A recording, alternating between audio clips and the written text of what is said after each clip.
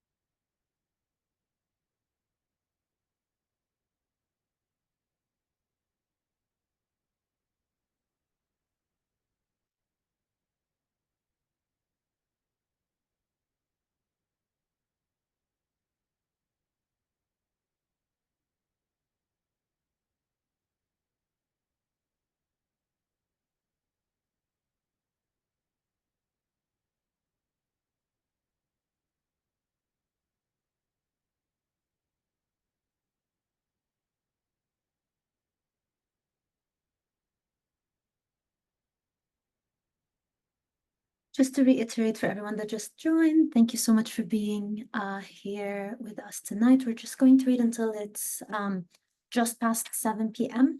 To start.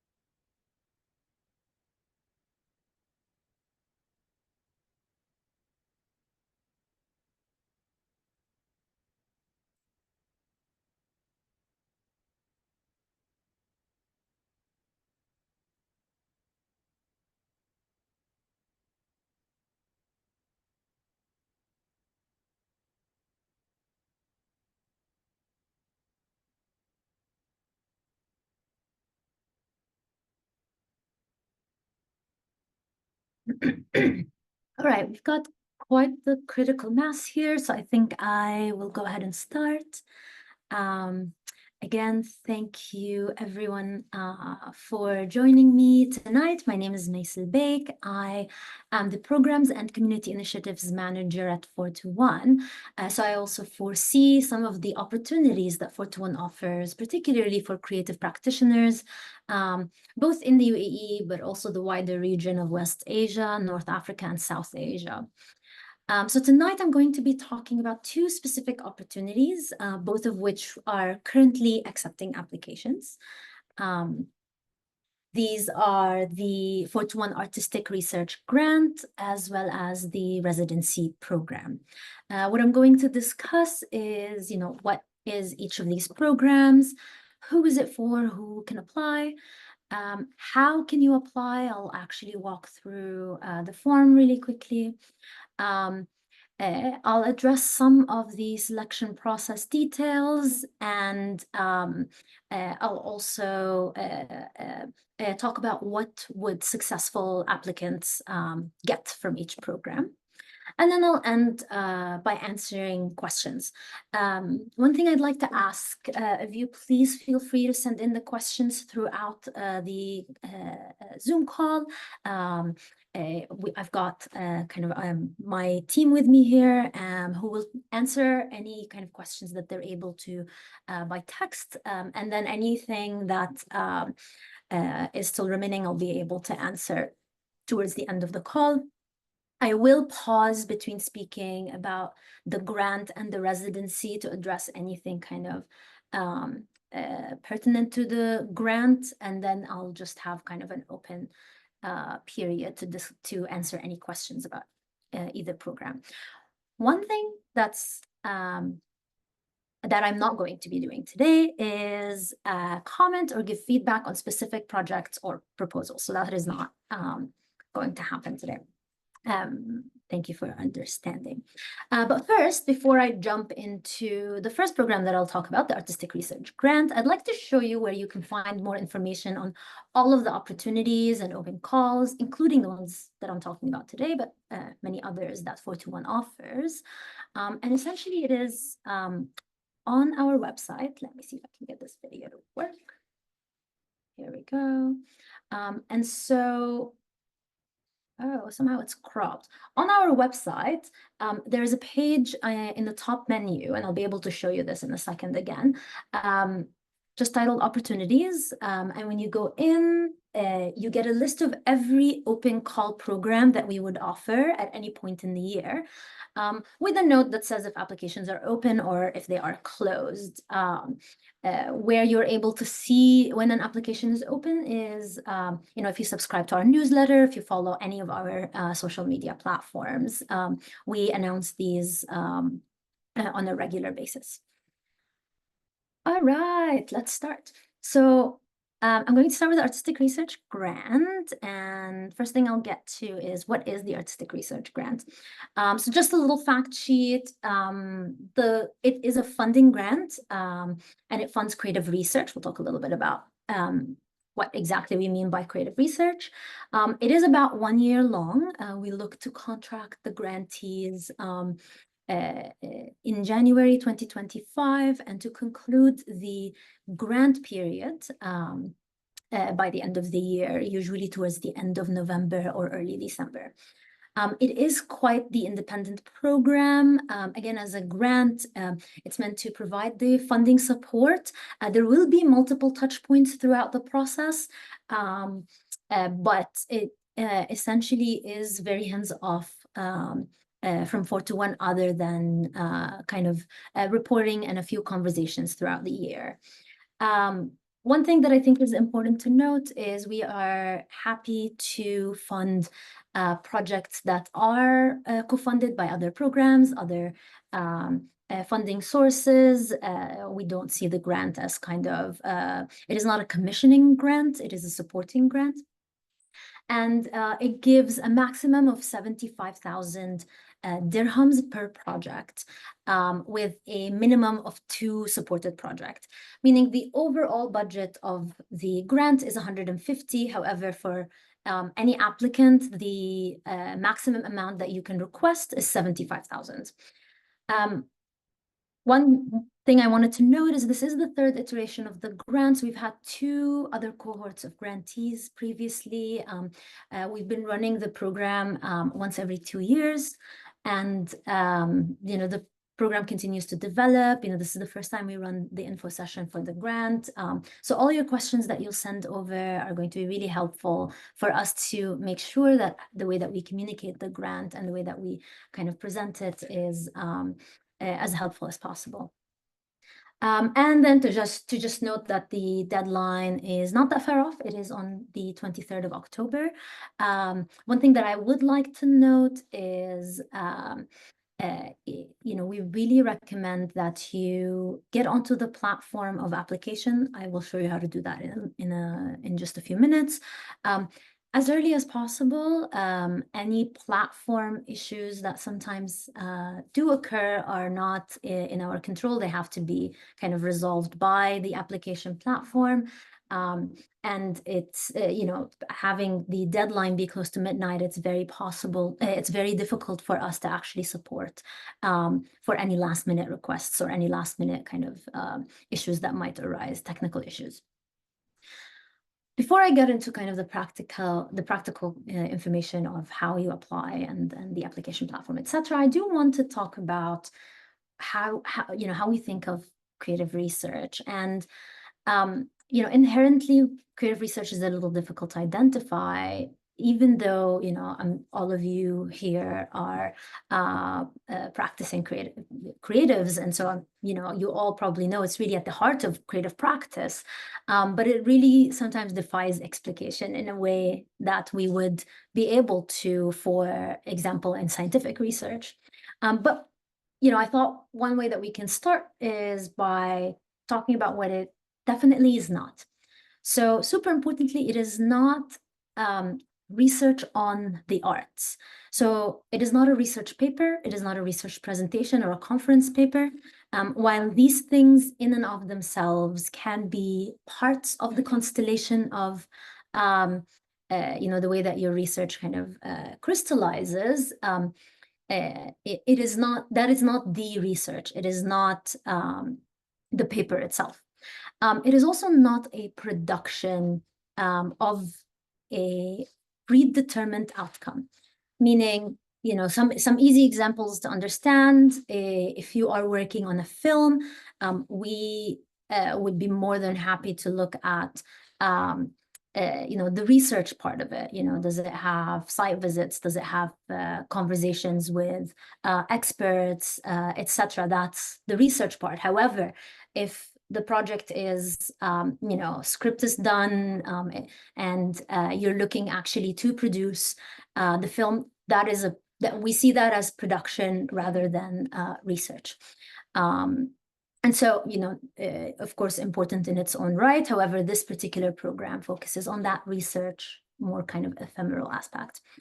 Another thing, that's easy to understand is if you've got a manuscript and you're looking to print it, we would, a project that is looking to delve into, if it's a creative manuscript and you've got kind of questions that you want to kind of dive in, speak to people about, etc., the research part is definitely something we're happy to support. However, the production or the printing or the publishing of the outcome is not what we would define as artistic research. Similarly, the realization of a commissioned work. So if again, if a work gets commissioned from the same kind of body of thinking or questions that arise from artistic research, we have absolutely no problem. But we don't see that a predetermined or a predefined proposal for a finalized kind of, you've got a clear idea of what it is at the end. Again, we see that as production. I think this idea of knowing exactly what you have at the end is something that comes up a lot, especially because this is an open call and applicants need to submit a project proposal, etc. And I think for us, what we really look for is what are the questions that you look to chase throughout a process, and that process can be very, very varied for different artists and creative practitioners.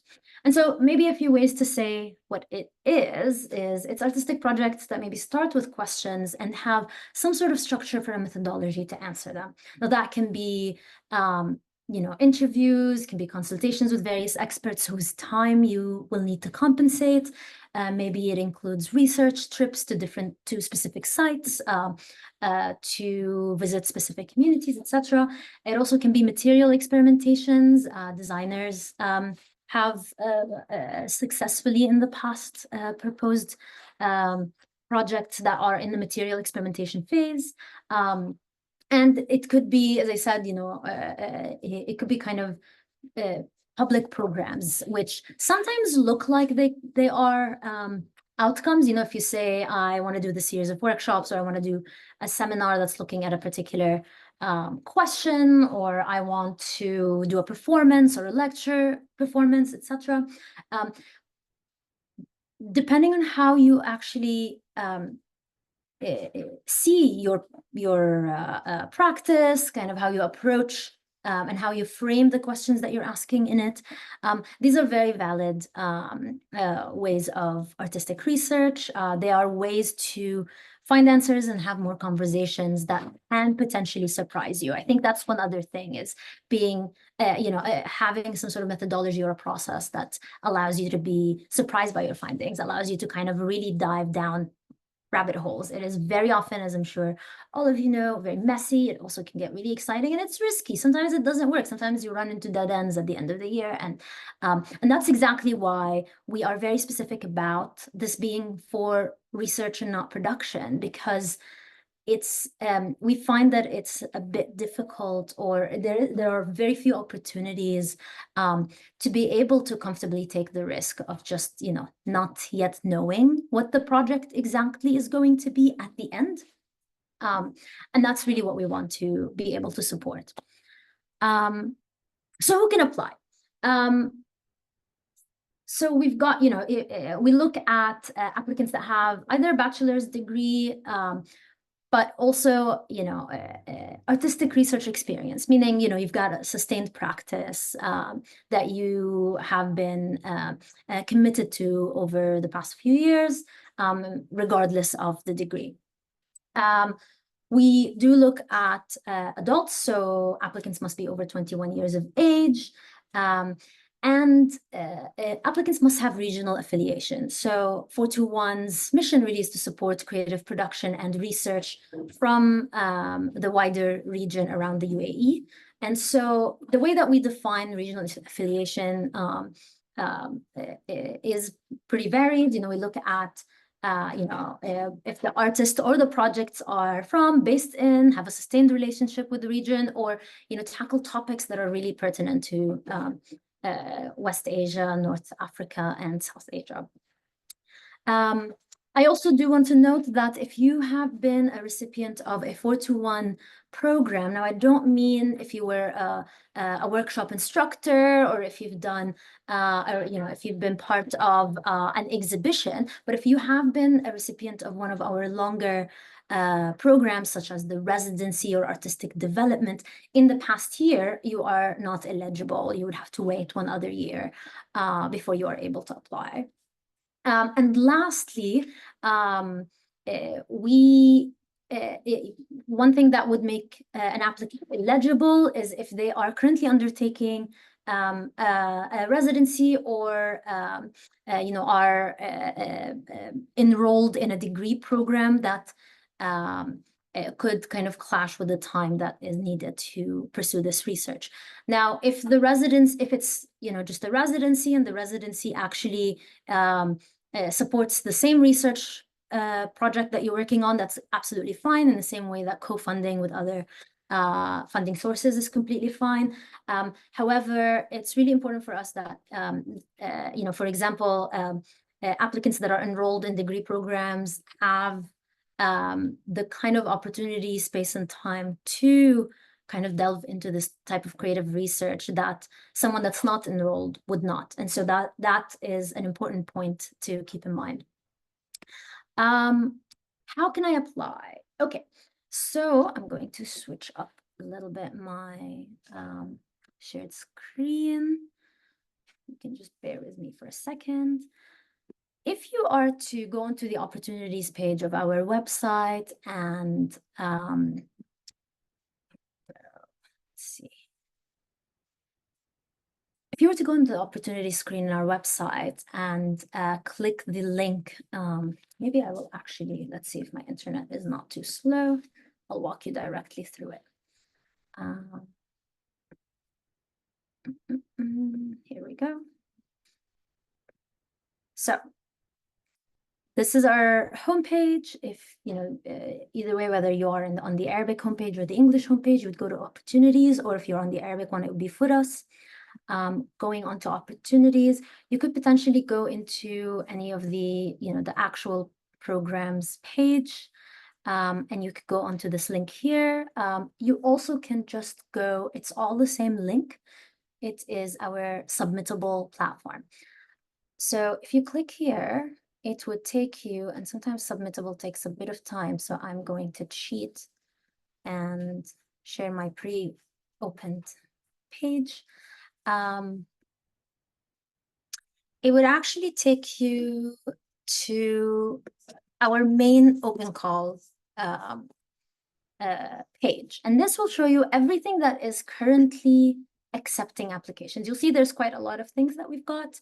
One thing I do want to note, and this is something that has come up in the previous years, is if you see duplicate open calls, for example, you see to Artistic Research Grant 2025, I would recommend turning off auto translate, because sometimes what happens is your browser will automatically translate the Arabic into English, and then you're like, oh, I don't know which one I'm supposed to click on. So when you are on this page, you would pick the program that you want to apply for. If you hit kind of the guidelines, that will open just a little bit more information here. However, if you click submit, and let's see if I need to cheat or, all right, I'm gonna cheat. So I have all of these pages ready for us to jump onto. All right. So if you are, I want to make sure everyone's seeing the right page. Okay, that looks correct. Once you get into the Artistic Research Grant application page, you've got all of the information here. And what it does is it starts by asking you to actually log in if you are not logged in, or create an account on Submittable if you don't have one.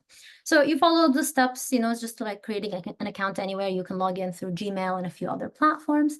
If you are logged in, the first thing it'll do is it'll ask you to input your address. Sometimes it'll auto input it for you. Here you'll see, because I've got the 421 address, excuse me, because I've got the 421 address saved in my profile, it kind of fills it in quickly. And and then sometimes this happens. And this is why, when something like this happens, I do want to flag this actually, and this is really good that this happened now. This particular error page, in our experience, doesn't happen very often, but it did happen a few times very close to the deadline. And this is not a 421, this is not something that 421 can help with. However, it is the submittable support team. And so going back to that, we really would recommend at least a few days before the deadline to try and test out the page. Now, let me open the other page that I just had. Here we go. Share. All right. So if I save address and continue, let's see, and hopefully we don't have this issue. It doesn't look like.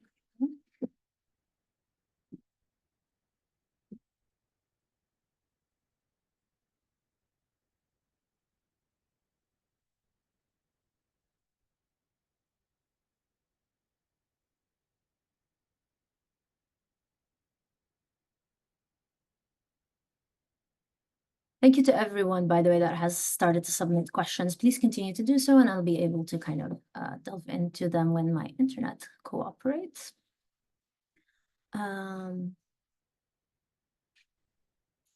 some of the questions, oh, it's open, but I will address one question by Nawar, who has asked, does the artistic research grant support an ongoing long artistic research? That's a very easy answer, and that is yes. But back to the application itself.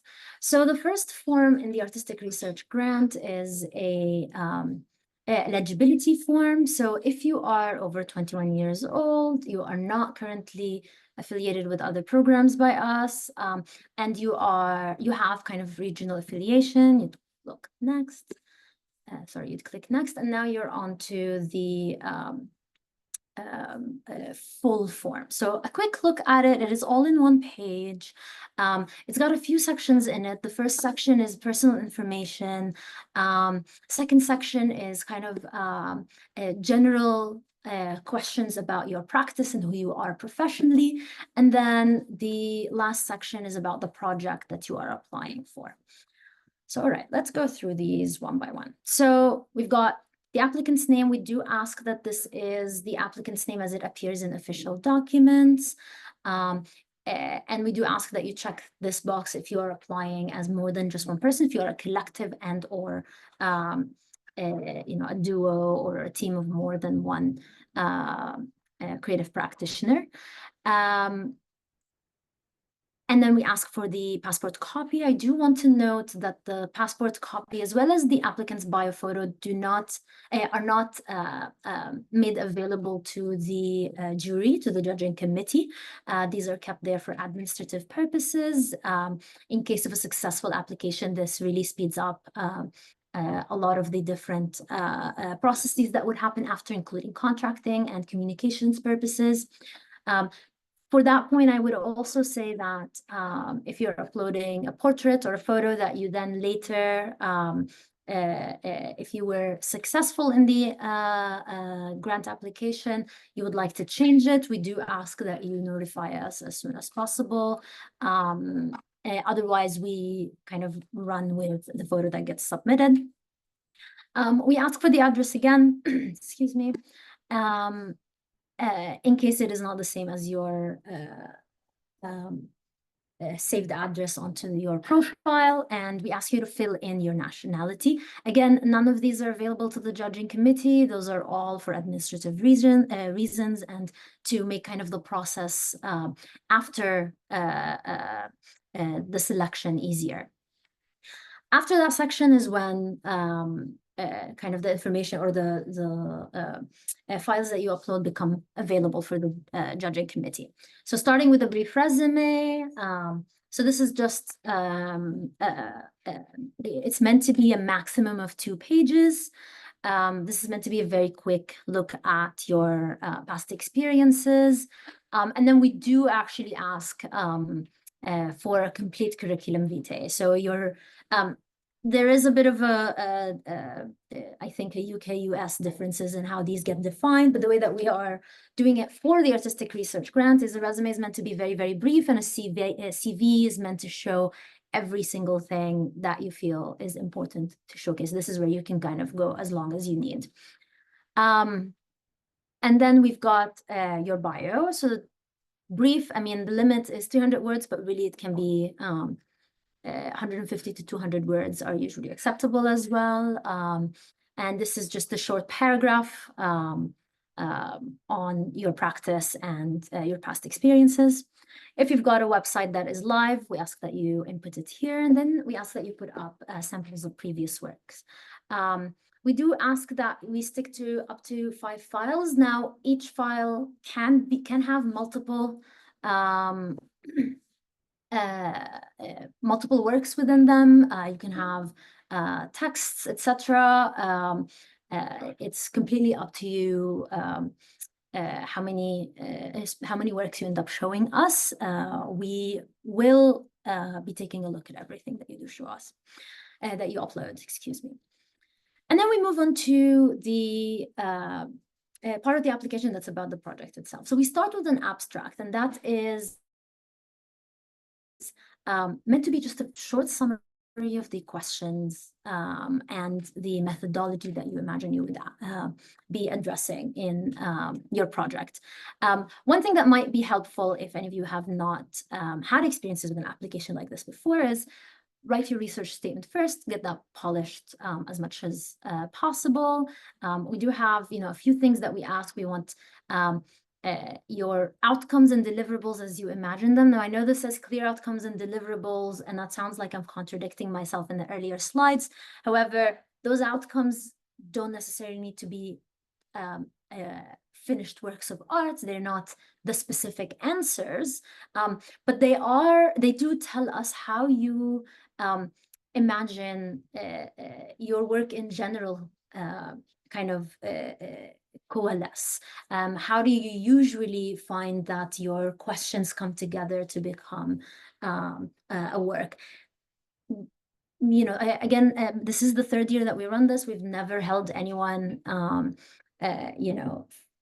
completely, you're not married to what you propose in terms of outcomes and deliverables here. It is just for us really important to see that you're able to think a project through in that way. It is important for us to see also how it's relevant to the region. This is really key for a successful project.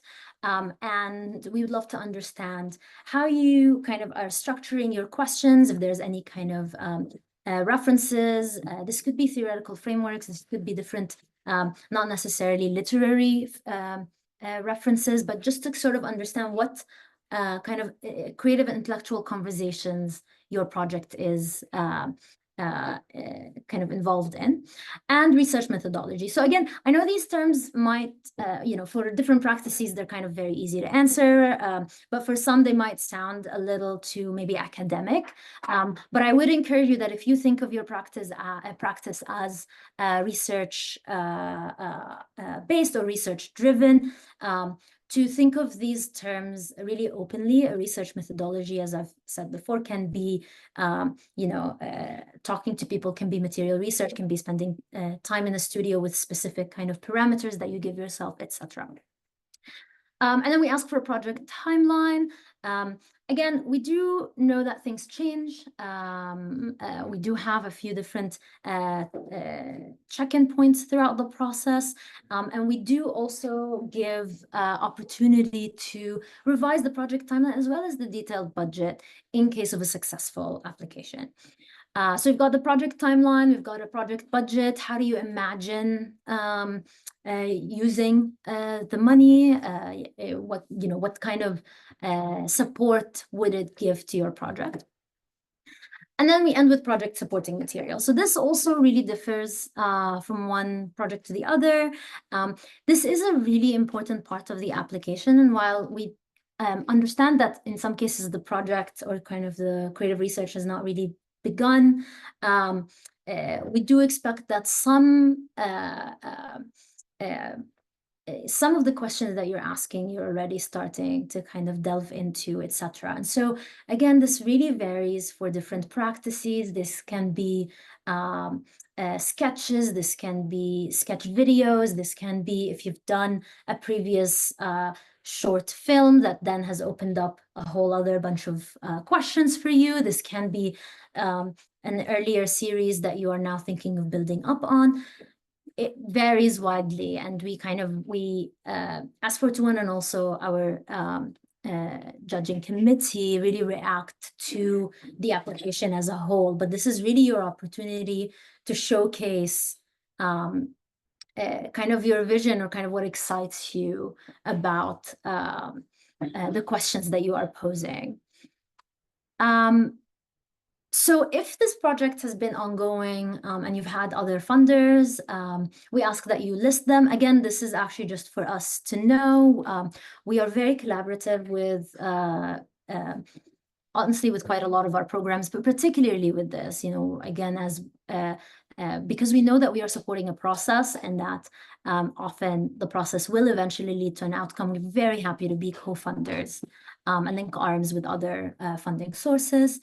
If you are working with collaborators, you've got advisors, you've got different kind of mentors or peers that you are working directly with on this project, we also ask that you add them. And then if you do have any major other commitments that are not relevant to this project, we ask that you, and that are happening at the same time, we ask that you declare them. Now, again, we know that this is not, like a full-time type of grant. However, it is important for us to see that applicants are able to dedicate, to kind of really make use of the grant and the resources that it'll give. And really, that's it. This is the application process. You are able to save drafts and come back to it and edit as you see fit before you submit it. And once you submit it, I do ask that you keep an eye out on the email attached to your submittable. We do communicate almost exclusively through the submittable platform when it comes to these projects. All right, so that is on the application process. Now, let's go back to our little presentation. I do want to address what the selection process is like. There are a few different steps to the selection process. The first one is administrative selection. So this is to just make sure that all eligibility criteria are met, all the required sections are addressed, etc. Once that is done, an internal committee from 421 creates a long list. This long list then gets shared with kind of peer institutions and other stakeholders from the 421 community. So this is, we're not yet at the jury. These are still kind of part of the 421 family, all subject matter experts. So they're usually curators or cultural practitioners at a senior level in their practice. And they distill it down to a short list. Once we are at the shortlist is given to a jury of UAE-based mostly, but we always also explore regional subject matter experts. Again, curators, researchers, fellow artists, all senior in their expertise, to select the final successful grantees. Afterwards, we begin outreach to successful applicants with the confirmation of the grant. And then if necessary, we would reach out to waitlisted applicants. And then finally, we would reach out to all applicants with the conclusion of the selection process. All right. Let's go on. And that's it for what I have for the Artistic Research Grant. I'm going to take a few minutes, got a little timer to keep myself on time here, to answer some questions. So let's go through these.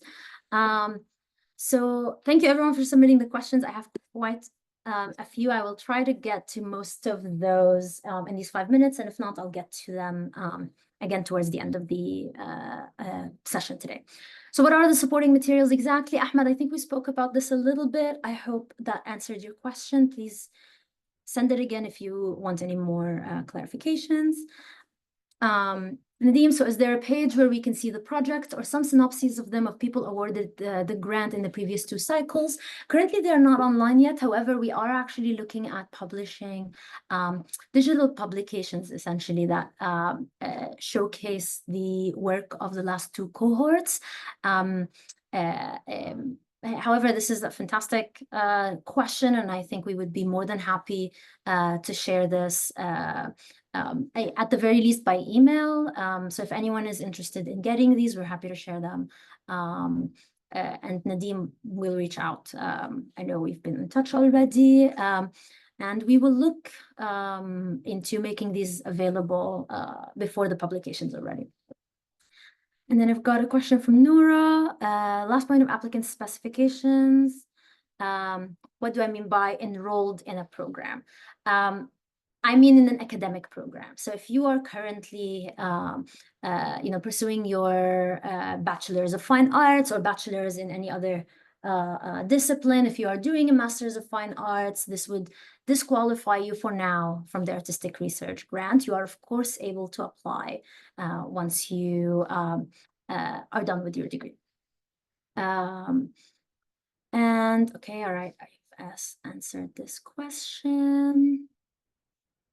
Can I apply if I'm based in Europe? Yes. So regional affiliation is not only if you are based in the region, but it's really about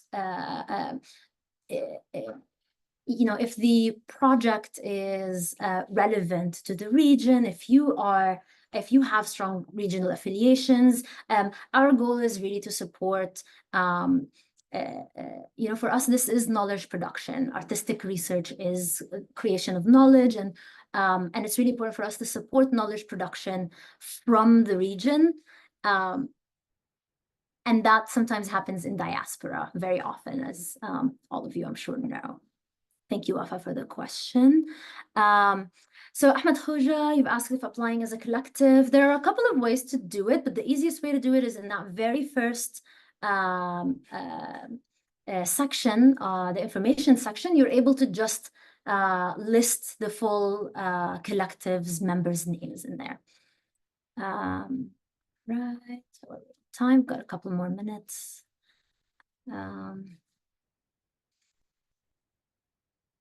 Yes. So if any art or research products are produced as an outcome of the research, does the applicant have full intellectual property ownership? 100%. We only ask for a line of, I'm blanking on the name of the line. You know, just if that gets displayed, we ask that, you know, there is some attribution to the support from the research grant. We would love to know, you know, if the work goes elsewhere in the world. We love to kind of support and blast it out on all our platforms. But you have, the grantee has complete and full intellectual property of their project. Another question about the previous grantees. So Shireen, please do reach out. I will share an email, or maybe someone from my team can share an email with everyone that you are able to reach out. It's hello@421.online. Is a resume more like a paragraph or also in point, same as CV? So a resume is meant to be a little bit more like a list, while your bio stays as a paragraph. Can a team of researchers apply? Do they all have to be artists? Definitely a team of researchers can apply, and no, they do not all have to be artists. All right, does the topic of research matter? And how does the process of choosing or selection look like? So I've answered the second part of the question. And does the topic, well, we really look at a wide variety of topics. The grant is meant to be open to practices, whether they are interdisciplinary or more focused on a discipline. We are quite interdisciplinary in the way that we understand artistic research. And so yeah, it's the simple answer is kind of, but not really. All right, let's see. That was does the topic of research matter? Considering the fact that the artistic research grant is a year long, do the selected applicants have to be present physically in the UAE for the year? And does this apply to the residency program? So I will address the residency program in a second, but no, the artistic research grant does not require any presence in the UAE. All right. Oh, and we are at time. I will get back to the rest of the questions towards the end of the call. But for now, I would like to take some time and talk to you about our second open call that's currently out. This just got announced, I think, last week. And it is our residency program. So again, I'll start with what is the 421 residency program. It is a studio-based residency, and it's meant to support regional creative practices. This is a pretty new program. We have just started it this year after we have expanded our premises to include artist studios. So if you are UAE based or if you've ever visited us before, we've now got an additional bunch of spaces that include new artist studios. I'll show you a little photo towards the end. It is 5 months long. Each residency cohort has 5 months in the studio, and it's split across the year over 2 sessions. We've got the first one of the year is the spring session, which starts in sometime early February and will end sometime towards the middle of June. And then we've got the second cohort, which starts in summer. So it starts in July, but it'll end towards November. In case you are not familiar with the UAE cultural season or kind of the UAE cultural calendar, both of these sessions take advantage of some busy kind of pretty programmed time of the season. So the spring cohort would get the March season of the UAE's cultural calendar. There's quite a lot of things happening in February and March. I do want to note that spring will include Ramadan, so please be aware that 1 whole month of the 5-month residency of the first cohort has Ramadan in it. And then it includes a bit of a quiet downtime for kind of more focused work, the way that we kind of imagine it, which is a little later, kind of April onwards, the cultural calendar quiets down. As for fall, you start in the summer, so you kind of start with a quiet time, and then it really kicks up. September, October, November are really busy in the UAE. Now, what I'm talking about is really the broad cultural calendar, not the residency calendar. This is just for you kind of to also situate what might be the best time for you to be, to apply for. For us, what the residency, at the heart of the residency is giving the artists space, time, opportunity for conversations, and of course, funds. I say this here because it's very, very important that applying or sort of the applicants are aware that space-time conversation is really at the heart of the project. And so the residency really privileges practices that require experimenting in a space. And again, this can mean a lot of different things. This can mean activating the space with maybe it's talks, maybe it's performance lectures, maybe it's just projection and playing around with the projection, maybe it's sculpture, maybe it's painting. But for us, it's studio space in the UAE is a pretty rare and really sought after commodity for artists, and so it's really important that it gets taken advantage of as much as possible. They are private studios. There's no sharing. You're able to lock your door, etc. It's not meant to kind of put you on display. It's just meant to make sure that the resources are used to their fullest potential. And of course, time conversation. We usually schedule every 2 weeks a conversation with, or sort of a visiting curator or studio visits, usually alternating 4-to-1 team studio visits with external curator or artist studio visits. And the deadline for this one is a couple of weeks after the artistic research grant. So the deadline for this is the 6th of November. Who can apply? So actually, pretty similar criteria for eligibility to be over 21. Really, we're very open to different disciplines. I'm very sorry, my cat is stepping on my laptop. Sorry about that. It's Zoom days, you can't avoid the cats. Okay.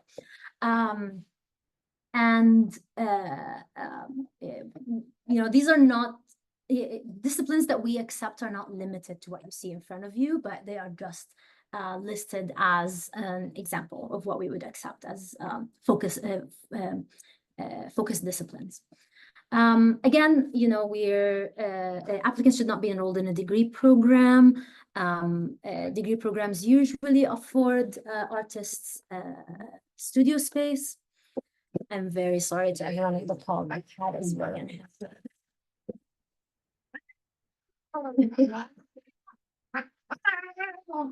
Excuse me. All right. My cat does not like the residency program. So, and lastly, regional affiliation. So really the criteria are very similar. And how can I apply? So I'm going to go do the exact same thing that we just did with the Artistic Research Grant, and we will go through the residency program. Here we go. Let's see, it might give me the same error, but we will, oh, it will not. So if you go to that same first page, the submittable page, and you select the residency program, you find yourself at this page that has essentially similar 3 sections. So it starts with, excuse me, it starts with all the details of the program, and then it's got kind of the personal information, your name. If we do ask that if you have your name, if you are bilingual or you're fluent in Arabic script, whether it's, if you have Farsi or Urdu, or you're able to provide your name in Arabic script, we do ask that you give us that. That helps us, again, in post-selection processes. Phone number, passport copy. So for the residency, we ask to know your current place of residence, and if you would require entry visa, Abu Dhabi accommodation, or international travel, or all 3 for your to take part in the residency. I do want to flag that we are able to provide all 3, but only to a limited number of residents. To clarify, we have 3 residents each cohort, and so it varies from year to year how many international residents we're able to have. We ask for a bio photo. Again, the same thing applies. These are for communication purposes for post-selection process. If you at any point start to feel that you are not actually comfortable with the photo that you have submitted, please just reach out. We'll make sure that it gets changed. And then we ask that you select which residency cohort you would like to participate in, which session. You are able to select both if you are flexible, but it's important to note that it's not possible to be part of both cohorts at the same time. Similar requirement in terms of the resume. This is meant to be brief. It's just 1 to 2 pages. There is no requirement for a CV here. Just the resume. Website, if you have an Instagram handle, we do ask for that. And then we ask for the bio. Again, maximum of 300 words. We would use this for communications purposes. We would run this by you, though, before it goes out. And then we do ask for an artist statement. Now, some people kind of might have question of the difference between an applicant's bio or artist statement. There's quite a few different resources online if you need to kind of differentiate between them. I would say that an applicant's bio is kind of a summary of your resume with a little bit about your practice, while your artist statement is really focused on how you see your practice. How does it develop? What is the what motivates your practice? And we ask, tell us a little bit, what are the different disciplines that you're currently working in? Those can be many. These can be a single one. We really kind of don't, it doesn't matter. It's just for us to kind of understand your work a bit more. And then we ask for past work samples. In this case, and particularly because with the residency program, we do get quite the large volume of applicants, we ask that you do limit the submitted number of past works to 10 images or 5 minutes of video or audio, or a combo of 5 images and 2.5 minutes of video audio. If you do work in literary mode, we ask that it is a maximum of 5 total pages, whether it is poetry or prose or plays or scripts, etc. Links in terms of video work, links to Vimeo or YouTube or other hosting links are preferred. Then we ask for a residency statement of intent. So I know it might sound to some of you like it's a lot of text, and maybe I'll talk a little bit about the difference between this and your artist statement. So your artist statement is kind of an overview of your practice in general, while the residency statement of intent is how do you basically plan to use those 5 months? Again, kind of what are the questions that you want to ask? Are there specific things that you want to achieve? What makes this the right time for you, etc. And this is, a maximum of 800 words. And then we ask for project supporting documents. Again, I say, this is usually one of the most important parts of the application. And while we don't expect we don't expect the project to be in the supporting documents, but it helps us understand how you think and how you plan for your projects. And this can be sketches, drafts, different pitches, preparatory plans, etc. And then, sometimes it's timeline, sometimes it's Excel sheets. It really kind of varies depending on the practice. And then we ask for a preliminary budget breakdown. The reason that it's preliminary is because, particularly with the residency where you are, in space, you are in Abu Dhabi, there, things kind of maybe change, you follow different rabbit holes in the studio, things change, and we know that, and we're completely comfortable with that. The residency, the artist studios are actually right next door to our office, so we're actually in very easy communication access. So these kinds of changes we see as natural part of a sustained creative practice, and we are comfortable kind of discussing them through the process. And that's it. So that's in terms of, I'm really sorry if I'm going really fast. I do tend to be a fast speaker, but let's go back to the presentation. This is my last slide. I just wanted to highlight that, what do selected artists get in the residency program? And so, of course, you get a studio space. I'll show you a photo in a sec. Also, artists get a per diem, essentially a living stipend that's calculated on a per day basis, and that is released monthly. And artists get a production budget that separate from their living stipend. This goes only towards their the studio work that they're doing, and biweekly visits with the 421 team and external visitors. So we kind of alternate the two.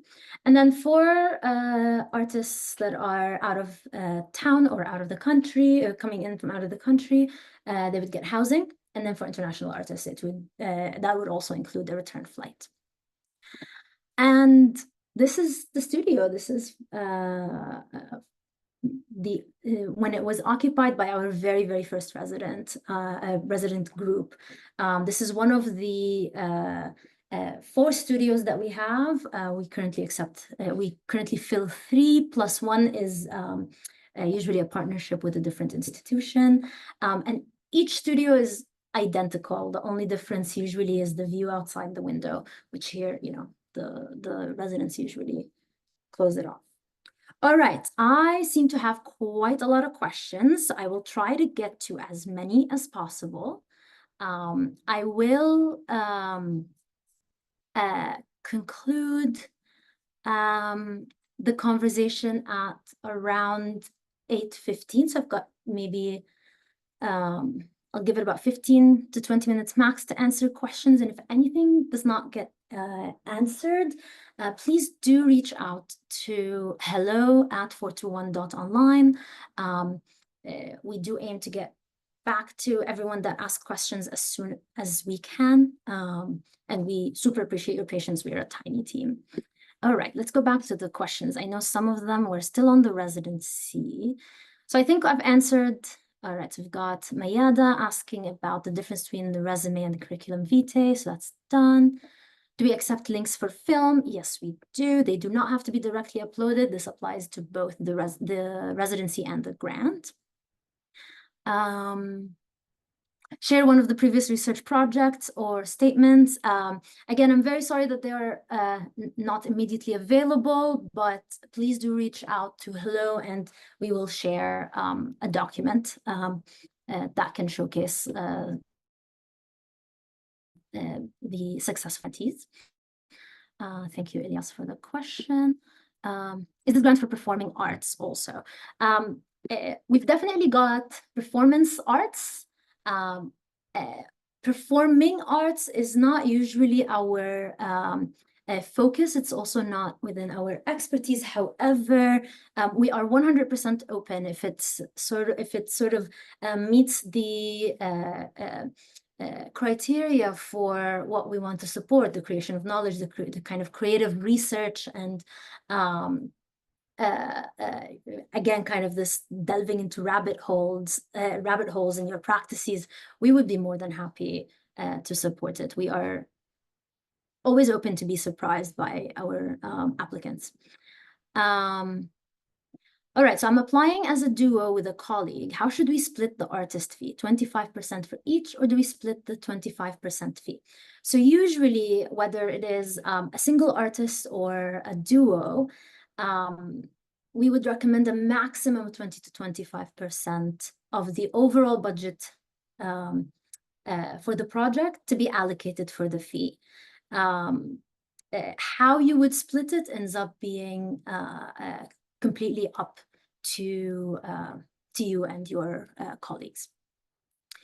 All right, so I've got Ibrahim asking, he has an interior design master's degree. Could it be related to the certificates that accepted for the research grant? We have no limits or sort of no limits on what type of degree you have, you are required to showcase. For us, kind of a degree and or sustained research or sustained creative practice is important to us because it showcases kind of the desire to chase questions in a way. So yes, definitely interior design, perfectly acceptable. What is the template for budgets and timelines and the level of details? Can it be in the form of a list? Yes, it can be as simple as a list. Again, this is kind of, it's for creative research, or, you know, it's for the studio. So we also understand that different artists kind of organize their, like the admin of their projects differently. A list is perfectly fine.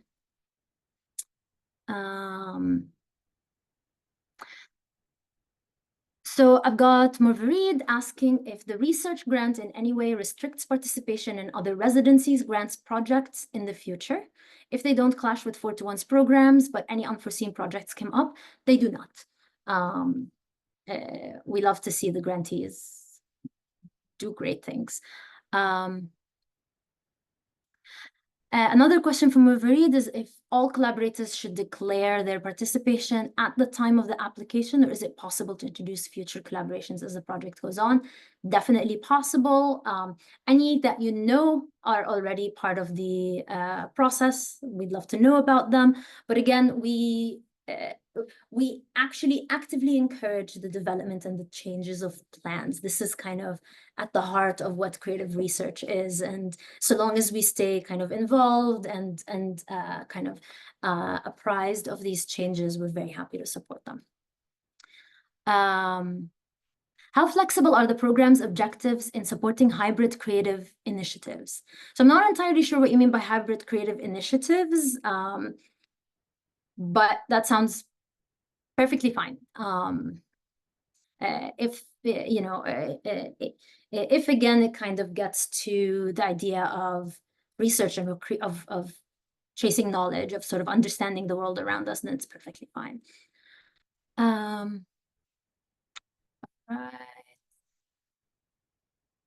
Regarding the call for artist residency, what is the available space for sculptors to carry out sculptural works? So the space is exactly what you see here. I don't know if I'm blocking a lot of it. I apologize if I am. No, I'm not. Okay, great.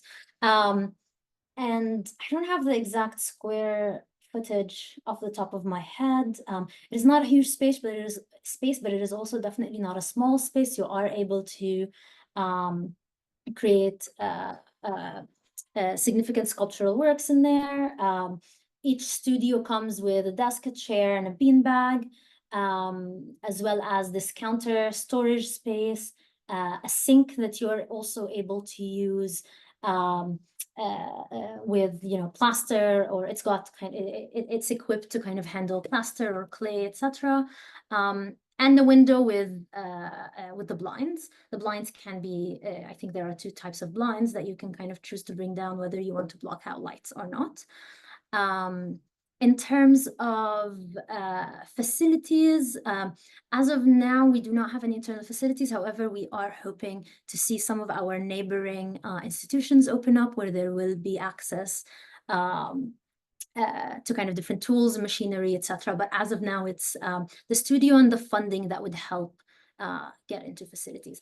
Some of our current interns were able to also, we're able to point them, towards where they're able to find facilities, whether it's like metal working, woodworking, etc.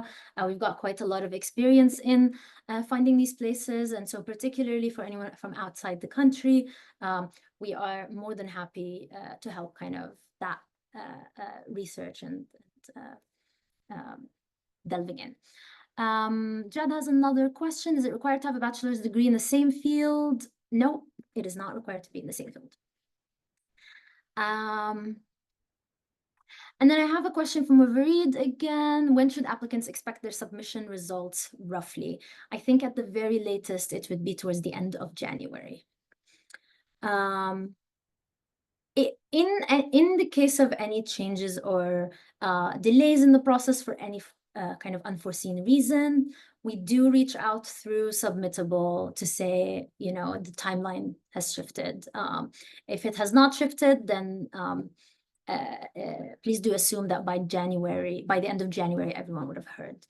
All right, I've got another question from the WAR. Does the program support artistic research if it is a part of a PhD research?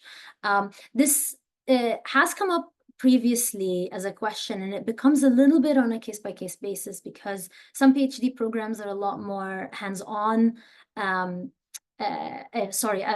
bit more kind of independent and hands-off, and it actually then makes perfect sense for the grant to support it. However, it is, for us, again, really important to provide that opportunity to those that maybe don't have other avenues of support for creative research. And so unfortunately, I don't have a clear answer for PhD research, as clear as it would be for other types of degrees. From a personal point of view, as someone with a creative practice that also sometimes applies, I would maybe recommend that you let the jury say no rather than you say no to yourself. But that is a personal recommendation, not necessarily a 4-to-1 recommendation. And then I've got the question, let's see, if I have 2 different research proposals, I'm afraid each applicant is required to submit 1 proposal only. And so I would go with whatever you're more excited about, because that tends to be the stronger one, in my experience with creative practitioners. All right, how are we on time? Thank you, everyone, for staying with us all throughout.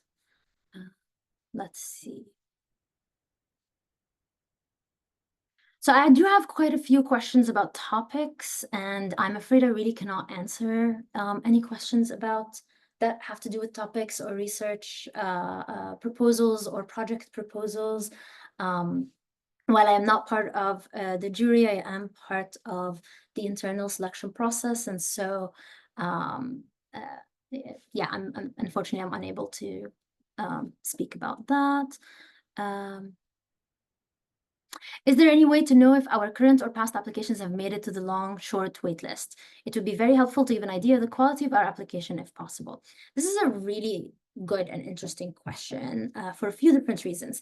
I do want to flag that the selection process is really complex and quite a lot of different things come into it. And so not receiving any of these programs is not always most often it is not comment on the quality of the application, but rather on a set of a lot of different circumstances that also include kind of creating a cohort that kind of would work well together or around each other, etc.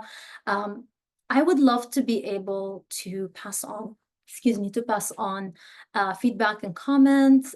Unfortunately, due to the volume of applications that we get, it is really difficult to hold on to kind of all of the feedback. However, in our open calls moving forward, we will be notifying applicants if they had made it to the short list, whether they end up being selected or not. I hope that helps. All right, I think I've answered the resume and CV question.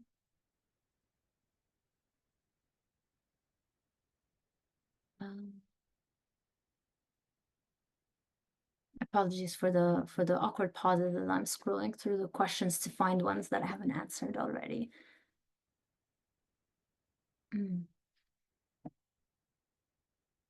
Can early career artists apply for the residency? Definitely. I mean, we are,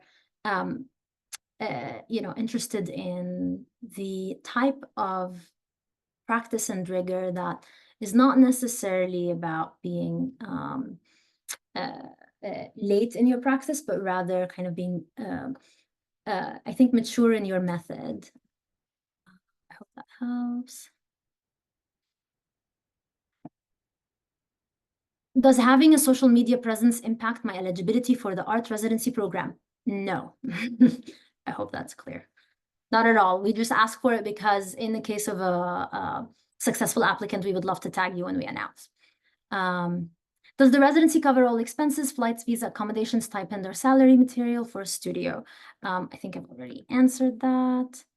All right. Should I commit to production by the end of the residency to have an exhibition? No, there is no programmed exhibition for the residency. Actually, this is a really good question because I did not get too much into kind of what we hope to support through the residency. And for us, it's really a sustained practice of inquiry. So there is none of the pressure of a final piece at the end. Now, in the past, in a previous iteration of the residency, before we've had the studios, we did end up, after 3 years of running what we then called the homebound residency, we did end up actually putting up a group show, but that was, a particular case where we also showed some of the works after they've developed a couple of years after they were in the residency, etc. But there is no expectations of a final work. It's really meant to kind of just support you thinking, having some conversations about your work and just growing in it, and seeing where it takes you towards the end of the residency. Favorite portfolio format? We're actually very flexible for the research grant. For the residency, I think in the submittable page, there is a little bit of details about how we would prefer that the portfolio is submitted. How many days per week are we required to be in the studio? That's a really good question. Thank you, Naveen. It is not quantitative in that way. It is rather that we do want to make the studios available to artists that really need them, because there's quite a lot of artists that really need studio space and are unable to have it. And so it's not really, it's really just meant, again, it's not kind of quantifiable in that way, but rather it's about, if your practice really needs it, then, there wouldn't be a need for us to count basically hours or days, etc. Okay, those are questions that I've answered.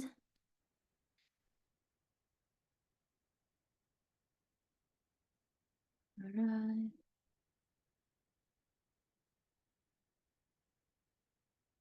Oh, can the residency program also accept a group and or a collective?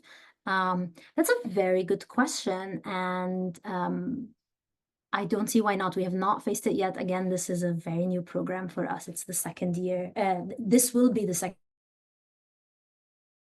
year that we run it. It's only been run 1 year. But I don't see an issue in that. Just please do clarify that very clearly in the application so that we understand that it is duo or a collective. All right, so if we have questions regarding subject matter of exploration for the application, can we reach out to you or to your team individually? Great question. My answer is no, but so again, while I am not, and my team is not able to answer questions about the subject matter, we are going to have a program with a collaborator that we've worked with before that can help applicants polish and put together their application. We have offered this before. It is called the Artist Toolkit, and it is a multi-day workshop available both in English or in Arabic. The instructors, Jelaine Frizzle and Ammar Al-Attar, be able to, excuse me, no, I'm correct. Jelaine and Ammar would be able to support applicants, not just for 4-to-1 programs, but for any really applications that you might be working on, and help you really kind of workshop your application. This program is by application, but it's really kind of very easy to get into. Unfortunately, it is for UAE-based applicants. And so if you're not UAE-based, please do reach out. I mean, we'll be happy to share some other resources that we can help with. But yes, as I said earlier in the presentation, unfortunately, we cannot comment on the subject matter for the application. All right.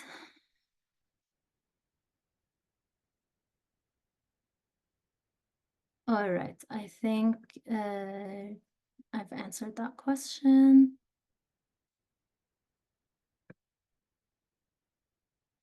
I've got Kinda asking if what the 4-to-1, what are the expectations for the artist residency, and if it's more about the process or the outcome, and are deliverables expected at the end of the residency? 100% it is more about the process rather than the outcome, simply said.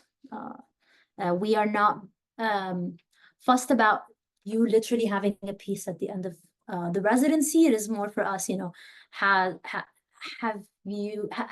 your practice progressed? And that means many different things for different artists. All right. Are there guidelines for structuring research proposals? We are very open to the different formats that you might submit your research proposal in. However, we do have a few questions in the form that we expect to have answered in your proposal. All right. How do you decide on which program to apply for, the grant versus residency? It really depends on what type of support you need. This was from Kevin. Do you need just funding and you just want to do your own thing on your own and it's a whole year?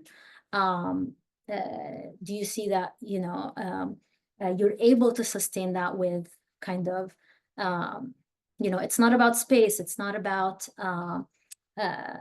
being in constant conversations with,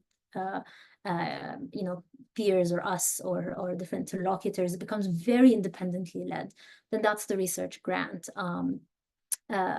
However, if you just need a period of time and a space to dedicate to just diving into your studio, you want to have people come in, you want conversations, you want crits, then that's the residency. The residency is also shorter, it's 5 months. That is still a significant amount of time, but it also means that you're able to move on to the next thing after it. All right. Okay.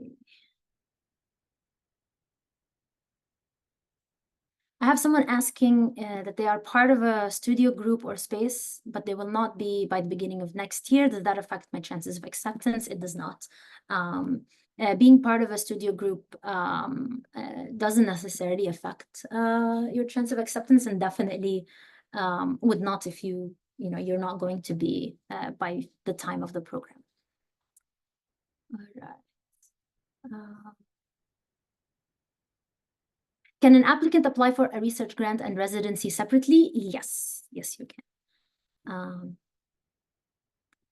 I continue to get some questions about the structure of the budget and the timeline. And I do want to reiterate, it really can just be in a list format. That's probably the easiest. For some people, they would rather, they really get into like a table, it's a sheet, you've got kind of everything kind of broken down, but a list is perfectly fine too. Do I need to be an established or a well-known artist? Those are very, sometimes these are very subjective terms. I think for us, it's really about where you are in your practice in terms of how would it benefit you now. Can an educator in the creative field apply for a residency? Of course. Can I apply with a 4-meter high installation? This is from Maxime.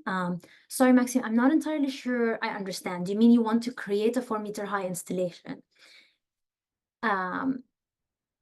If that is the question, then I guess that's kind of on, that's, I'm unable really to get into if that as an application could be successful or not. However, if you mean, can I apply with a 4-meter high installation as part of your past works or your support material, then that would be perfectly fine.